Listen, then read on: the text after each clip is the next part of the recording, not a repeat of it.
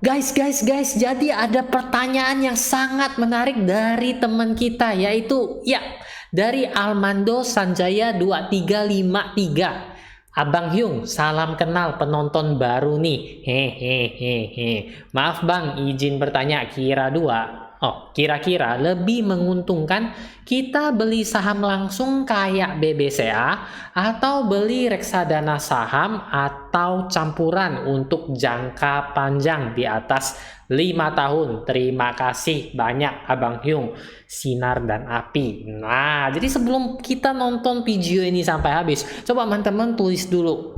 Kira-kira nih lebih menguntungkan yang mana? Investasi saham langsung BBCA atau investasi reksadana saham atau reksadana campuran? Saya tunggu. Udah? Nah, mari kita bahas bersama yang mana sih lebih untung.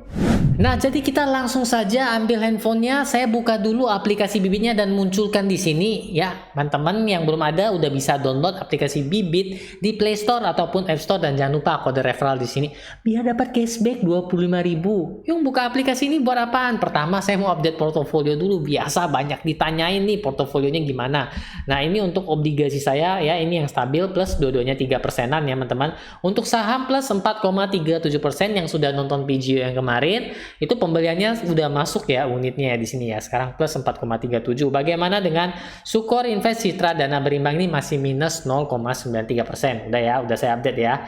Lanjut lagi, tadi kan pertanyaan dari Bro Almando itu kan reksadana saham, reksadana campuran, dan saham BBCA untuk jangka panjang 5 tahun ke atas. Yang panjang lebih nikmat ya. Benar sekali, kita langsung saja pertama ke reksadana saham. Kita langsung ke lihat return selama 5 tahunnya, history 5 tahunnya. Mana sih yang lebih menguntungkan? Dari reksadana saham, kita urutkan teman-teman. Dari return tertinggi dan 5 tahunnya. Deg-degan, kasih musik yang gitu biar lebih deg-degan ya. Kita terapkan.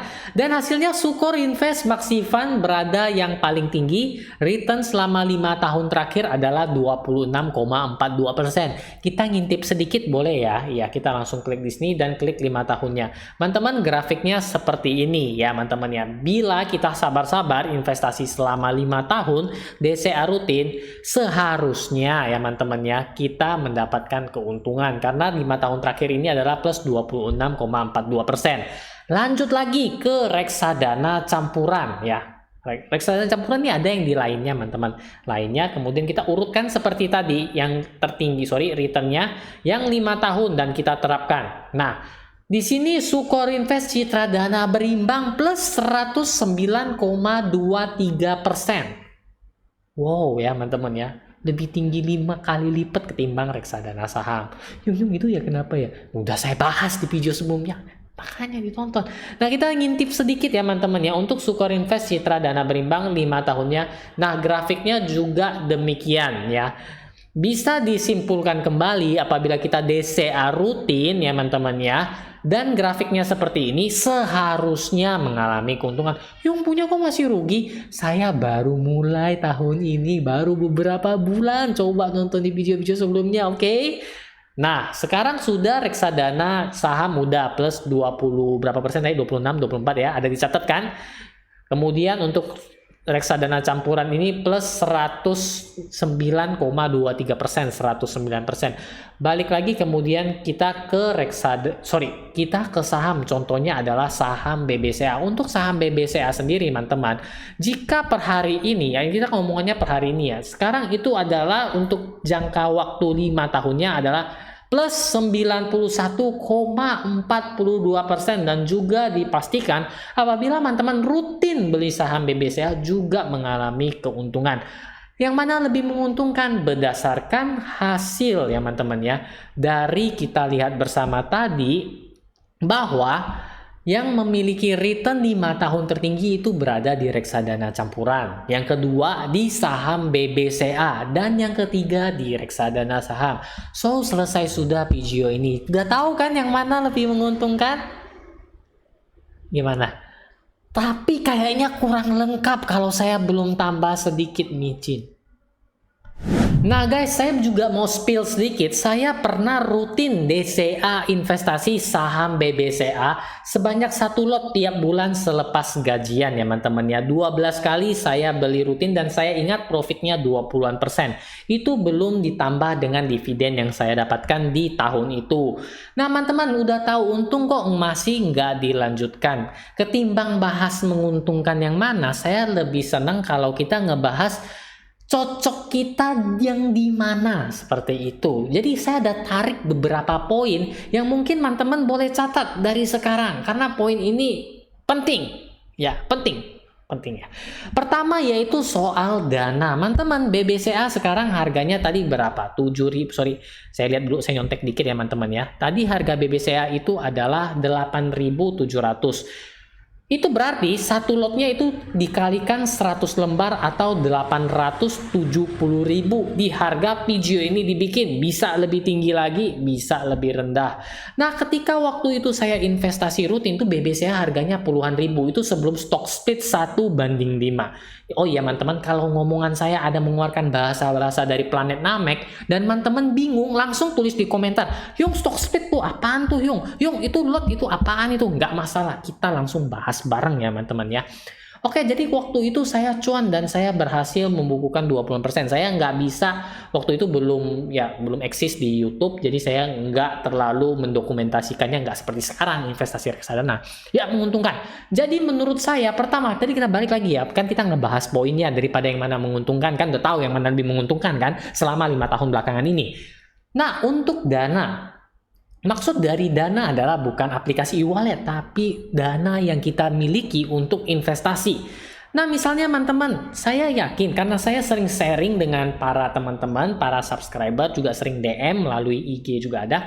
Nah teman-teman, kadang mereka juga saya tahu kondisi di mana nggak semua orang bisa menyisihkan dana untuk investasi itu gede. Ya teman-teman ya. Jadi kalau kita bilang mau beli satu lot BBCA itu 870.000 ya teman-teman ya. Itu langsung kebeli. Jadi kalau dana kita nggak terlalu gede, itu agak sulit untuk investasi saham. Kenapa? Jangan kita investasi saham gorengan yang harganya 50, 60, 70. Mungkin kita nggak ada yang tahu. Bisa aja dia meroket terbang sangat tinggi. Tapi menurut saya itu kecil kemungkinan ya. Karena kita lebih bagus beli saham-saham yang udah teruji tahan banting dan ada performanya, seperti salah satu contohnya BBCA yang saya udah rasakan sendiri. Tapi disclaimer on ya teman-teman, saya nggak ada ketertarikan dengan pihak BBCA ataupun reksadana yang saya sebutkan. Lanjut lagi, jadi sehingga dengan alasan itu, jika teman-teman lihat, oh dana saya gede, bisalah saya beli saham, bisalah beli reksadana, it's no problem, itu tidak masalah. Tapi kalau mungkin yang ada keterbatasan dana untuk investasi, mungkin bisa dilirik reksadana terlebih dahulu, karena ada yang mulai dari 10.000 saja udah bisa invest, 100.000 saja sudah bisa invest.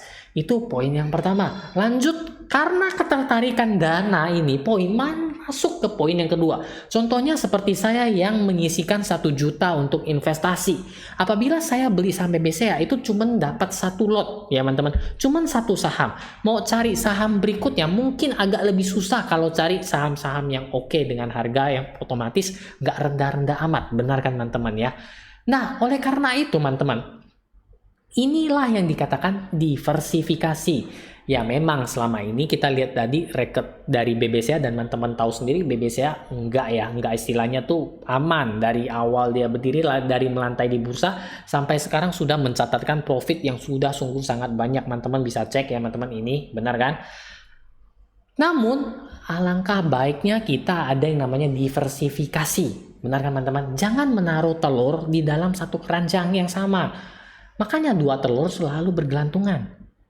Lato-lato maksudnya. Nah teman-teman, jadi kalau dana kita terbatas, kan narik dari poin pertama yang tadi ya, itu alangkah baiknya ya kita juga melakukan diversifikasi. Jangan dipaksain ya teman-teman ya. Jadi saya paksain semua BBCA. Ya kalau sesuai dengan track record historinya, cuan 5 tahun, 10 tahun ke depan ya, tapi kita nggak ada yang bisa melihat masa depan ya teman-teman ya. Alangkah baiknya menurut saya kita ada diversifikasi juga. Itulah kenapa muncul yang namanya reksadana saham ataupun reksadana campuran, di mana top holdingsnya itu adalah 10 aset investasi ya. Jadi beragam saham di dalamnya. Itu juga termasuk salah satu investasi. Saham boleh nggak Yung? Boleh aja ya. Tapi balik lagi ke poin pertama, dananya gimana gitu. Nangkep nggak maksudnya benang merahnya yang dikait-kaitkan di sini? Ya, kalau nggak nangkep tulis di komentar, Yung lu ngomong apa sih maksudnya? Oke ya, lanjut lagi ke poin yang berikutnya yaitu adalah waktu. Nah, seperti ini. Apa hubungannya Yung? Nah gini, kalau di saham itu kita nggak bisa merem-merem aja lu beli. Mungkin satu di antara 100 kemungkinan ya kita bisa dapat saham yang wah naik terus ya. Seperti grafiknya si BBCA yang baru kita lihat tadi, bener kan? Naik terus, cuan terus. Tapi kita kan nggak bisa ketergantungan kayak gitu aja. Bener nggak? Bener ya. Kita memerlukan waktu yang lebih dalam apabila kita investasi di saham ya. Karena keputusan untuk investasi di saham apapun itu semua dari kita. Beda dengan di reksadana. Saya nggak pro saham, saya nggak pro reksadana, tapi saya ingin teman-teman nilai sendiri. Oh, saya cocoknya di sini loh. Saya senggang ya. Saya waktu ini masih kuliah, saya senggang, saya ada waktu senggang. Saya bisa riset teknikal fundamental saham. Nah, itu boleh. Itu bagus malahan. Sedangkan kalau untuk reksadana, kita nggak bisa milih apa-apa. Ya, si manajer investasi mau masukin apapun di top holdingsnya itu terserah analisa mereka. Kita nggak bisa, woi beli dong BBCA, kagak bisa. Kita chattingan sama dia, tolong dong beli BBCA, kagak bisa kalau nggak masuk dalam analisa mereka. Jadi kenapa dibilang waktu? Untuk memilih reksadana kita nggak perlu waktu terlalu banyak. Kenapa? Karena udah dipilihkan sahamnya. Kita hanya lihat, oh performa manajer investasi itu kayak gini. Oh performa reksadana itu seperti ini. Oh saya cocok dengan yang ini. Hanya itu. Kita nggak bisa otak-atik. Lo top holdingsnya jangan saham itu dong. Jelek saham itu lagi turun. Buang. Kagak bisa. Beda kalau kita investasi saham sendiri. Begitu. Nah masuk poin yang berikutnya, ini yang agak lebih manis kalau kita investasi saham teman-teman, yaitu dividen. Tadi saya sudah sebutkan kan, keuntungannya di luar dividen. Karena ada saham yang rutin membagikan dividen kepada kita para investor. Di reksadana ada nggak? Ada beberapa, tapi kalau saya pribadi nggak semanis di saham. Itu menurut saya. Nah gimana Bro Armando Sanjaya dan teman-teman yang nonton video ini sampai di sini? Tadi kan di awal udah tuliskan yang menguntungkan yang mana. Dan setelah nonton video ini ada yang berubah pikiran nggak? Atau masih tetap, ya saya yang paling menguntungkan ya ini Yung. Nah gitu ya. Saya harap ini dapat membuka sedikit wawasan teman-teman ya.